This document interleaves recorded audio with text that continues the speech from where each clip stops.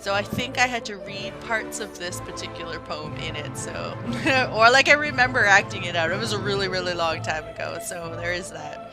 So here we go. The Walrus and the Carpenter by Lewis Carroll. The sun was shining on the sea, shining with all his might. He did his very best to make the billows smooth and bright.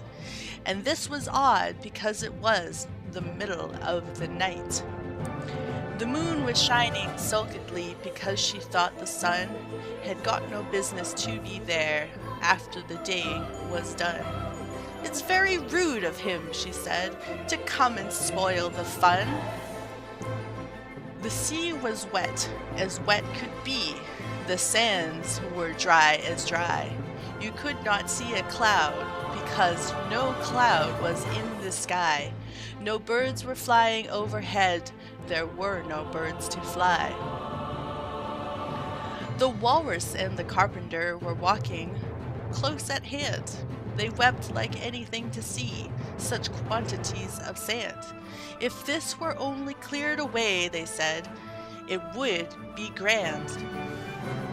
If 7 maids with 7 mops swept it for half a year, do you suppose, the Walrus said, that they could get it clear?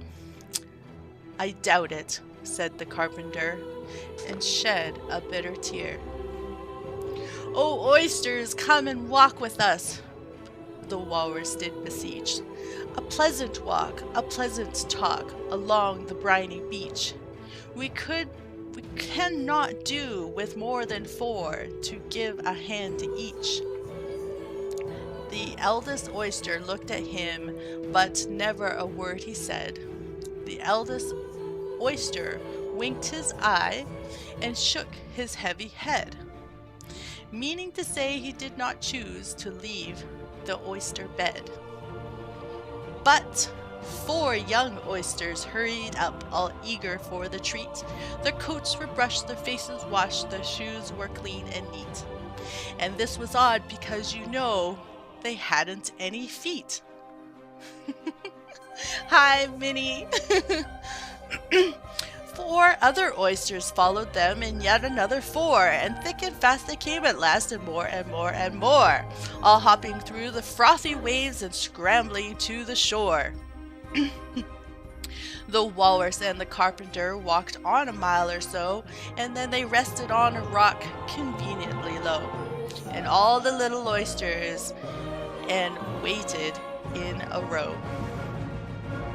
The time has come, the Walrus said, to talk of many things, of shoes, of ships, and sealing wax, of cabbages and kings, and why the sea is boiling hot, and whether pigs have wings. But wait, the oysters cried, before we have our chat, for some of us are out of breath, and all of us are fat. No hurry, said the Carpenter. They thanked him very much for that. A loaf of bread, the Walrus said, is what we chiefly need.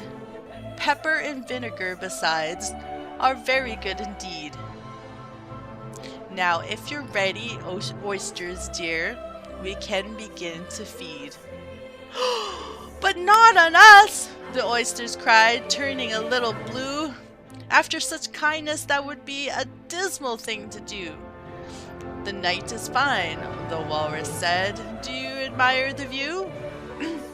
It was so kind of you to come, and you are very nice. The Carpenter said nothing but, cut us another slice. I wish you were not quite so deaf. I've had to ask you twice. It seems a shame, the Walrus said, to play them such a trick, after we've brought them out so far and made them trot so quick. And the Carpenter said nothing but, the butter spreads too thick. I weep for you, the Walrus said.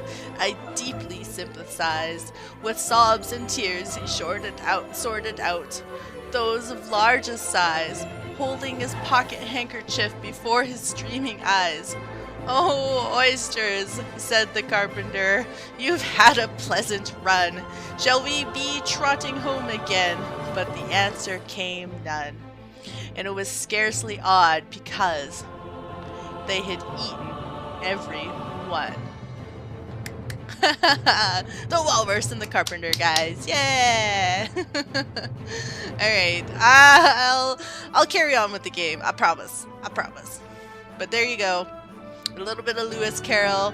Thank you. Thank you.